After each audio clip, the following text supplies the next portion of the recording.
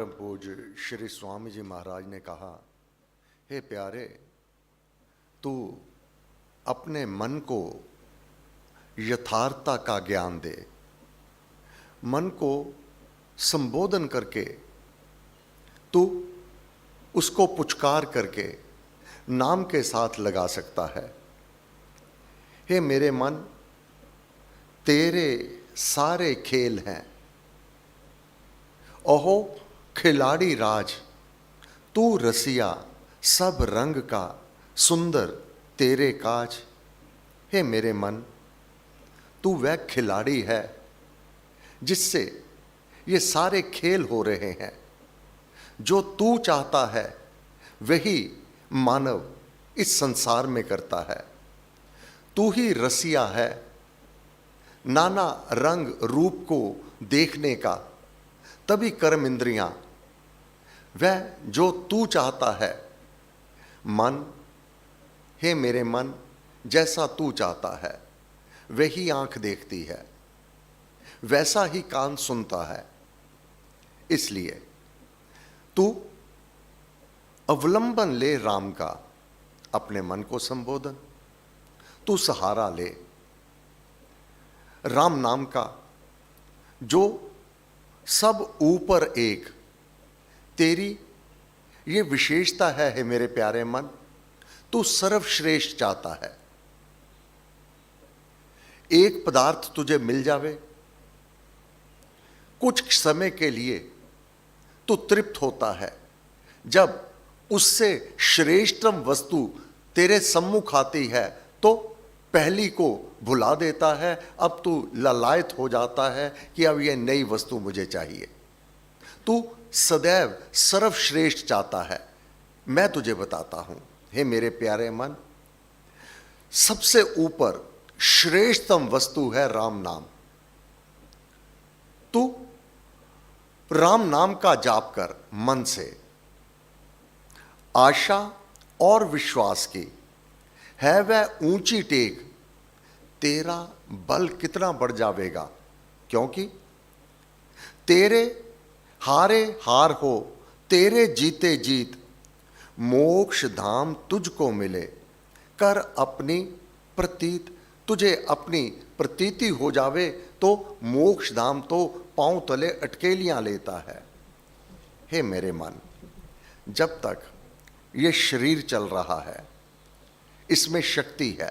क्योंकि वृद्ध भयो सूझे नहीं, काल पहुंच होवार। वृद्ध अवस्था में होते अंग सभी तब ढीले, झुरिया हो और रंग भी पीले। यह भी नहीं समझ आता कि अब क्या करना उचित अथवा अनुचित है। उस परिस्थिति में नाम नहीं जपा जा सकता।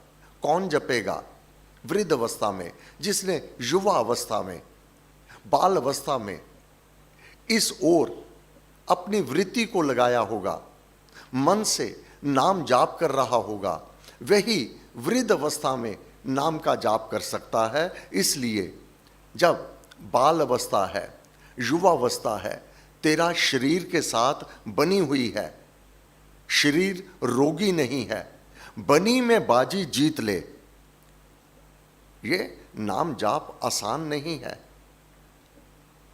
ये यूं ही नाम जाप नहीं हो जाता। बनी में बाजी जीत ले, जयकर सारे दोष, जितने दोष हैं उन पर तू विजय हासिल कर। उन दोषों में लिप्त ना रह। जयकर सारी वासना, तज दे लालच रोष। ये आगे चल करके लालच, अनावश्यक रोष और वासना, 5 विषय इंद्रियों में आवे। ये समय रहते हुए इनको अपने अधिकार में कर ले, इन पर विजय हासिल कर ले। अन्यथा समय तो बहुत तेजी से बीत रहा है, और जो ये तेरे को समय मिला है, जन्म और मृत्यु के बीच थोड़ा सा काल है, थोड़ा सा, यह अवश्य टूट जाने वाला है। सदा ना रहता कोई जीता, कोई सदा जीवित नहीं रहने वाला। हर पल हर क्षण तू मृत्यु की ओर अग्रसर हो रहा है। इसलिए तेरी बनी हुई है, तुझे सुविधा है, समय तेरे पास है, सब कुछ अनुकूलता तेरे पास है, फिर अनावश्यक इधर उधर भटकना, यह तो अंधकार में जीवन जीना है। इसलिए कान की वाड़े बंद कर, पलके पर्दे डाल। यही प्रश्न था ना कि मन किससे प्रेरित होकर के ये इंद्रियां कैसे कार्य करती हैं, इंद्रियों को संचालन करने में कौन देव प्रेरणा देता है। ऋषि ने कहा वह आत्मा है। अब जो आत्मा है वो मन से कहती है कान किवाड़े बंद कर। अब वास्तव में कान के किवाड़ तो कोई है नहीं, पलके आंखों को ढकने के लिए तो पर्दे के रूप में पलके हैं, परंतु जिस कार्य में मन नहीं होता, जिसको सुनना नहीं चाहता, कान नहीं सुनते। एक व्यक्ति किसी विशेष किसी ध्यान में बैठा है, अर्थात किसी का वह विचार कर रहा है, कोई व्यक्ति आकर उसे कोई बात कहता है, क्योंकि मन उस समय किसी और विषय को सोच रहा है, किसी और विषय में निमग्न है, वह पास आए व्यक्ति की बात नहीं सुनता। जब वह हिला के कहता है मैं तुझे कह रहा हूं, तो वह एकदम हां क्या बोला आपने, बोला तो उसने पहले भी था, परंतु सुना क्यों नहीं, क्योंकि मन कानों के साथ नहीं था। जब तक ध्यान मन कानों के साथ नहीं होगा, ये कान नहीं सुनेंगे। कान की वाड़े बंद कर, पलके पर्दे डाल, त्रिकुटी मंदिर में मन। हे मेरे मन, यह त्रिकुटी मंदिर जो तेरा, मेरी ऐसी हो स्थिति, समझू तुझे समीप, मंदिर मेरा मन बने, हो तब तेज सुदीप। वह उसका तेज जो वहां पर दीप्तमान है, उसको तो निहार। बाहर की अनावश्यक वस्तुओं को देखना, अनावश्यक सुनना, ये तेरे लिए घातक है। कान मिले हैं उस परमेश्वर के भजन कीर्तन को सुनने के लिए, उसके गुणों को सुनने के लिए। जीवा मिली है उसके गुणगान करने के लिए, और ये कर पैर मिले हैं सेवा करने के लिए, सेवा के स्थान पर जाने के लिए। इसका तू सदुपयोग कर हे मेरे प्यारे मन। त्रिकुटी मंदिर में मन, सुंदर लीला भार अपने भीतर। जिस प्रकार परम पूज्य श्री स्वामी जी महाराज ने अपनी अवस्था का वर्णन किया हुआ है, नंदनवन, नंदनवन अपने ही भीतर नाना लोक लकांतर, उसको जब ध्यान की लीनता की लय अवस्था में साधक अवलोकन करता है, ये खेल सारा मन का है, एकाग्रता का है। अपने मन को एकाग्र करके हे मेरे मन, सीढ़ी पकड़ सुनाम की, चढ़ जा ऊंचे धाम, ऊंचा धाम परम धाम। विधि साधन नाम, नाम का जाप, सीढ़ी पकड़ सुनाम की, सुंदर नाम। एक ही समय में पापों से, विघ्नों से यह छुटकारा दिलवाता है, तेरे कार्य सिद्ध कर देता है, और उसी नाम जाप के प्रभाव से आत्मा उस परम धाम को पहुंच जाती है। आत्मा और मन एक हो जाते हैं, इनमें कोई भी भिन्नता नहीं रह जाती। हे मेरे प्यारे मन, नाम अमोलक राम है जिसका कोई मोल नहीं। तेरे को वह सर्वश्रेष्ठ हर पदार्थ भा जाता है, उस ओर तू आकर्षित होता है। मैं तुझे यथार्थता का ज्ञान देता हूं, तेरे को सत्य बताता हूं। आत्मा अपने मन को संबोधन कर रहा है। नाम अमोलक जिसका कोई मोल ही नहीं है, राम है दुख भंजन, दुखों को भंग करने वाला। दुख भंजन, विश्राम, वहां जहां दुख स्पर्श नहीं करते, रोग स्पर्श नहीं करते, उस स्थान पर तू पहुंच जा जहां बाधा विघ्न नहीं है, दुख नहीं है, रोग नहीं है, वृद्ध अवस्था के दुख नहीं है। उस स्थान पर तू विश्राम कर, स्थायी रूप से वास कर। निश्चय तेरा शुद्ध है। जय है, जय हो तेरी आप। जप अजपा निज नाद का, जान परम ही जाप। हे मेरे मन, तू इस जीवा को निर्देश दे। बोलो राम, बोलो राम, बोलो राम राम राम। हे मेरे प्यारे मन, तू पहले सभी इंद्रियों को निर्देशन देता है। निर्देशक तू है। तू जीवा से जीवा को निर्देश दे। क्या? जीव जपे जब नाम को, पहले बोल करके। ये सारा विधि पूर्वक नाम जाप का खेल है जो नाद सुनाई देता है मानव को। उच्चतम लोकों में वह विचरता है। नंदन वन में वह असंख्य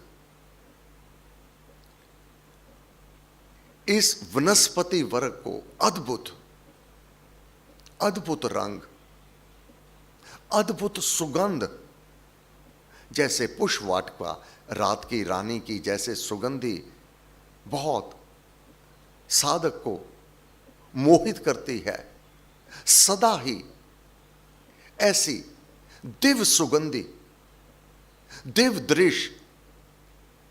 हे प्यारे मन, तू सदा ही अवलोकन कर, तू सदा ही उसमें रमन कर। परंतु ये कब संभव होता है? जीव जपे जब नाम को, ध्यान धारणा संग। ध्यान में ना ध्यान में राम ध्याइए। अपनी वृत्तियों को केंद्रित करके नाम का जाप करना, यही विधि है उस ब्रह्म में प्रवेश कर जाने से। हे मेरे राम, मंदिर तेरा भाल है। भाल ये मस्तक, मंदिर तेरा भाल है। रम्य मनोहर धाम, यही निरख स्वरूप को जप कर अपना राम। यहीं इसी भाल में, कहीं जाने की आवश्यकता नहीं। इसी भाल में नाना लोक लोकांतर को साधक अवलोकन करता है। अपनी परिस्थिति को, अपनी ही आत्मा को कभी इतना छोटा और कभी इतना विशाल अनुभव करता है कि यह हॉल, जितना यह दरबार लगा हुआ है, इसके सम्मुख इतनी बड़ी चौकड़ी मार करके और सिर छत को स्पर्श करता हुआ अपने आप को इतना विशाल अवलोकन करता है। सारे दरबार के आगे अकेला आप बैठा होता है।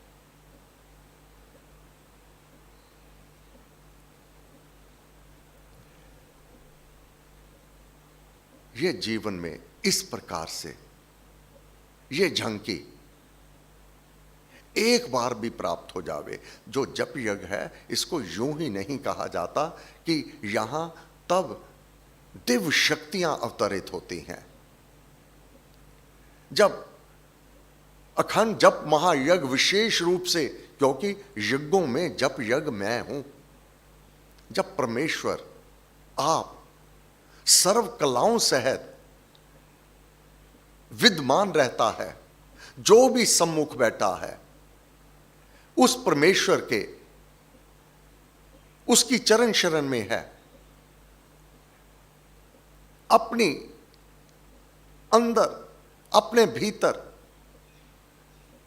जो लगन प्रीति है, नाम जाप में एकाकार है, तब वह परम दयाल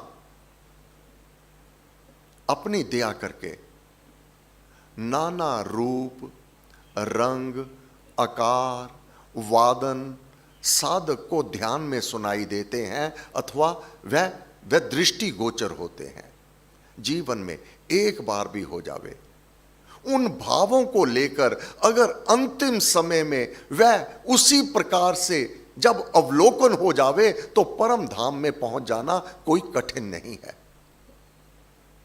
ब्रह्म धाम में आ पहुंचाता। यह सारा खेल है मन का। अगर मन एकाग्र होके ध्यान में लग जावे। आज बुधवार, इस समय भीतर अखंड जाप होगा सायं 5 बजे तक। अब इस बुधवार के पश्चात तो जो बुधवार आएंगे वो रामायण के पाठ में होंगे, तो मंगलवार के रात्रि की सभा और बुधवार का जाप उसको विश्राम दिया जाएगा, क्योंकि 2 समय रामायण के पाठ में आने होंगे। आने वाले रविवार को 25 सितंबर को श्री रामायण ज्ञान यज्ञ आरंभ हो जाएगा। धन्यवाद। सर्वशक्ति मते परमात्मने श्री रामाय नमः। सर्वशक्ति मते परमात्मने श्री रामाय नमः। सर्वशक्ति मते परमात्मने श्री रामाय नमः। सर्वशक्ति मते परमात्मने श्री रामाय नमः। सर्वशक्ति मते परमात्मने श्री रामाय नमः। सर्वशक्ति मते परमात्मने श्री रामाय नमः। सर्वशक्ति मते परमात्मने श्री रामाय नमः। सर्वशक्ति मते परमात्मने श्री रामाय